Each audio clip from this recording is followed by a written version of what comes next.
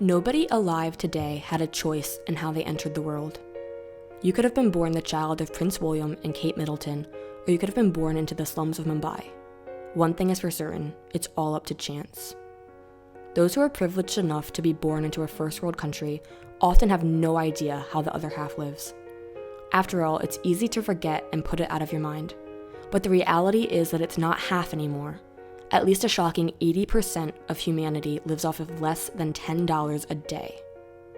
In a world where income differentials are widening, and the top 1% of the world's population will own more wealth than the other 99% does collectively, society simply cannot afford to ignore the problem of global poverty and global wealth inequality.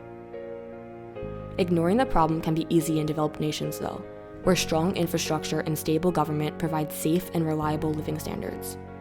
But the reality is that over 1 billion people have inadequate access to water, and 2.6 billion lack basic sanitation.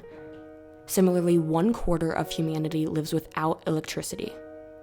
Still, many people in developed nations remain ignorant of the scope of these problems, as they have the luxury of walking about their day without being directly affected by them. But the reality is that we are all interconnected, regardless of where we live. And in a world where more and more attention is being paid to all types of human rights movements, we should also be fighting for basic living standards for all. After all, none of us chose what we were born into, and none of us deserve to suffer because of crippling conditions. Nearly 1 billion people entered the 21st century unable to read a book or sign their names, and last year, about 70 million children of primary school age were not in school.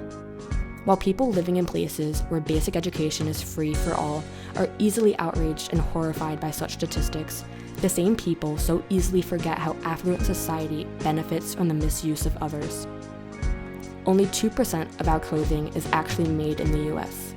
The vast majority of jobs are outsourced to other countries where companies benefit from fewer regulations, more working hours, and cheaper wages. Many countries where such jobs are outsourced utilize child labor. More than 200 million children today are child laborers, and an estimated 120 million are engaged in hazardous work. Most children work on farms that produce consumer products, such as cocoa, coffee, cotton, rubber, and other crops, or in factories that make garments, carpets, toys, matches, and hand-rolled cigarettes.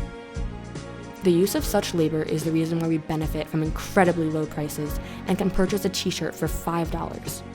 Why are people so quick to call out the shortcomings in world education and literacy, but conveniently ignore the issues that they can benefit from? Ignorance and greed are the root causes of the deepening divide between the haves and have-nots.